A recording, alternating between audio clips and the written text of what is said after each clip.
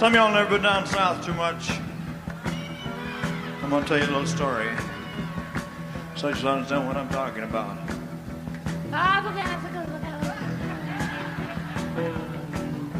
That's a little story. What's up, guys? So thanks for tuning in to this like 6th review I've done. I'm thankful for all the subscribers, everybody who's liked and commented and shared these videos. I really appreciate it, and I'm glad you guys are enjoying it. This review here is one that I've been wanting to do for a long time. I wanted to get this CD for a while because, you know, you'd hear bits and pieces of it on the internet or whatever, and it sounded like a great CD. You know, I love the live CDs for all the excitement and everything that you can hear going on. So this one is Elvis as recorded live in Boston Garden. This took place in November of 1971. Now, if you've done any research on this tour, this was a great tour. You know, he was kind of getting bored in Las Vegas, you know, been there, done that. You know, no new, mountains to climb, no new challenges there. You know, so some of the reviews from like January and in July and stuff were not that great, even though there were some great CDs that I've listened to from that time period. But the November tour is freaking awesome. I'm gonna put some live footage of the Boston show and some of the shows like the day before and the day after in this video so you can see what I'm talking about. I was disappointed with a few points of this show, one of which is his voice is not that great. You know, like his voice cracks constantly. Like, you know, other than like the first like 5-6 songs, you know, the fast numbers, I Got a Woman, Proud Mary, that's a great one. Proud Mary, like this is one that I'll listen to quite often. Proud Mary's really good. Ronnie Tutt is like great on the drums, you know, adding different stuff that I never heard before. Like he opens Poke Salad Annie, like he gets into the beat like with a little drum roll to start into it. I'm like, ooh, dang, that was pretty good. And some of the stuff is like you just gotta listen to. You know, my preference may not be exactly what yours is, but like with Proud Mary, you can hear the crowd screaming a lot, you know, as he, you know, gets into his movements and gyrations. Some new drum beats in it. It's definitely it's the best I heard. It's the best he's performed these songs up to this date, I'll put it like that. I Got a Woman's funny. With Poke Salad Annie, he starts to joke with the crowd. Like you can hear the crowd behind him, you know, because this Poke Salad Annie was in November '71. He was still doing the intro, you know, like the you know, down there we have a turnip, blah blah blah, you know, and the crowd was like interrupting him, like yelling at him, like turn around, turn around. And so he's finally, you know, shouts back at him, and you know they start screaming, and so that's funny. And then Ronnie gets into the drum beat. That's really good. You know, it's just a high energy performance. He sings really well on the like opening numbers and puts a lot of effort into them. And but when you start getting to You've Lost That Love and Feeling and You Don't Have to Say You Love Me, nothing compared to 1970. His voice is very shaky. I don't know why he keeps it in. Like, he doesn't perform them good vocally anymore. You know, if you're, you know, obviously watching it would be better, but listening to it, I'm just skipping those tracks. You know, he doesn't, it's like no effort. His voice, I don't know what's going on with it. It's like shaky, cracks. He can't hold the note in those too. But, you know, the rock ballads, like That's Alright Mama is great. I Got a Woman, awesome, like perfect. Proud Mary, I love it. I replay it over and over. I sampled a lot of it on my Instagram. Then he starts getting into the hits. He starts it off with Love Me. He sings that pretty well, and he actually does it a lot slower like he did in 1970. You know, as he got later on, he would kind of speed it up and not put as much effort into it, like shorten some of the lines instead of actually singing them out. You know, and he sings very well. Love Me Here. Heartbreak Hotel is really good. Blue Suede Shoes, he really gets into it towards the end. I'm going to put a little sample of that in this video. Actually, let me just play it right now. One for the money, for the show. get ready now, go cowboy, but don't you touch my blue suede shoe. You can do anything to lay off my blue suede shoe. You can knock me down, tell my face, right on my over the place. Do anything you wanna do. Honey, lay off my shoes. Don't you step on my shoe. You can do anything to lay off my blue suede shoe. The blue suede shoe. Blue suede shoes. Blue suede shoes. You can do anything but lay off my blue suede. Get it. Blue suede shoes. The blue suede shoes. The blue suede shoes. You can do anything but lay off my blue suede shoes.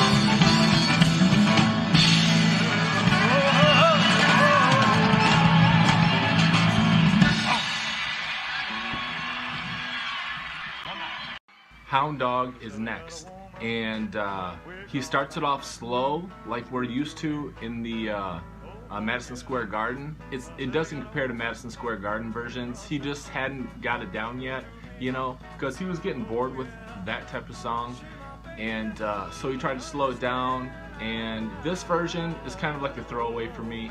He doesn't do it compared to maybe 7-8 months later. That's a good one. How Great Thou Art, I really like this because we're used to Elvis on tour where he speeds it up, sings it faster, and he sings it really well, but here I like it because he sings it much slower, closer to the original version, and he really sang on this one. His voice may have been cracking before, but on this he sings it well. The only bad part about this is that it's incomplete. For whatever reason, you know, they couldn't keep the footage of it or the audio of it, and you know, that's that. The next song is I'm Leaving. He came out with that year, 1971, and he was hoping it was a hit. I think it never got lower than 66 on the Hot 100. It was a flop. He was giving it some promotion, you know, like during the Boston Garden, but like he sings it well. You know, if you like that song, you're gonna like this version. But I don't really care for the song, and so after hearing it, you know, once, maybe the second time through, I'm just gonna skip it because I never really been a fan of it. Bridge Over Troubled Water.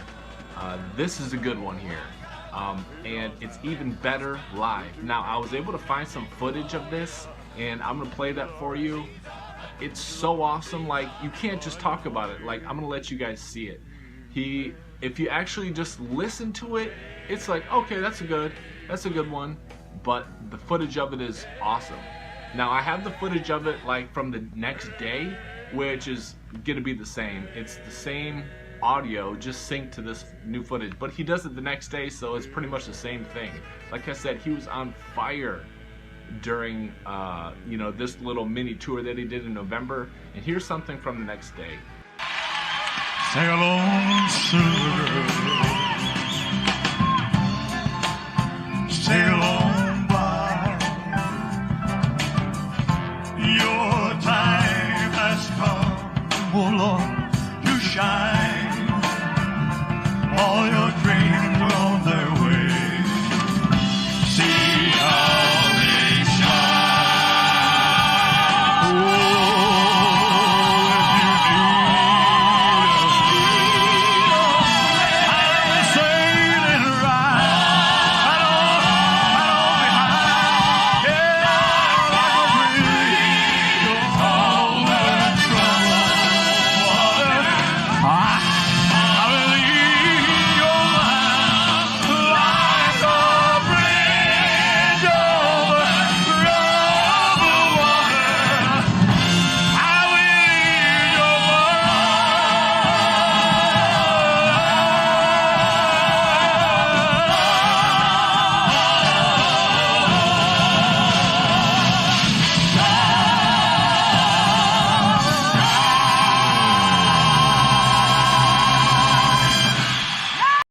Then he gets into I Can't Stop Loving You. He really puts a lot of effort into that one. The footage is better than the audio. His voice kind of cracks a little bit, you know, So you like, it's exciting. Like you can tell, oh, the fans like this one. That'd be cool to see this. But you know, the actual audio of it's not too great. But like I said, this CD is more exciting and more. It's like one that I play around the house. You know, you're cleaning, you're driving to work or something like that. It's a good CD. But you know, it would have been better like if you were to watch it. So I'm gonna play the footage of Suspicious Minds from that tour. Like I said, it was only like a 6-day tour, so you know, you caught him the next day. It was just like what he did the day before. This is some awesome footage showing how good the 1971 tour was. Boston Garden, we have the audio of it, but not the footage of it, just bits and pieces. And oh man, like, it's seriously my favorite visual of it, not my favorite audio. That would probably be like 1970, but he definitely performs it very well. My mind went. You can't see the tears are real. I'm crying. Bitch, I'm crying. We can't go on together with suspicious minds. And we can build our dreams on suspicious minds. Holding our loves around. Hard dry the tears from your eyes. Let's don't let a good thing die. Hope these pants don't rip, Lord have mercy. Honey, you know I'll never lie to you.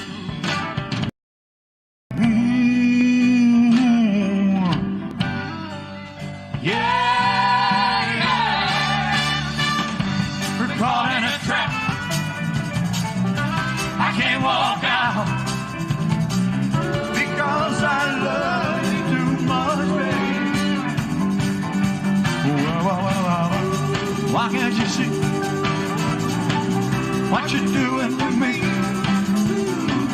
when you don't believe a word I'm saying? Don't you know?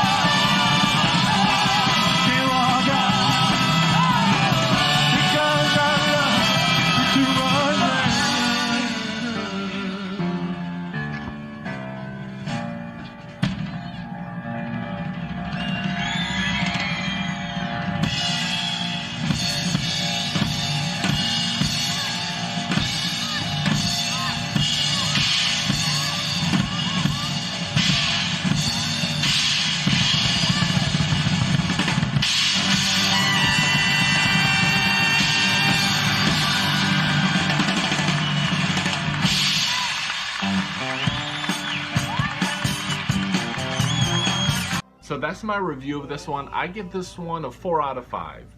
I give it such a high review because it is very thrilling, very exciting. He's in great spirits. It's fun to listen to.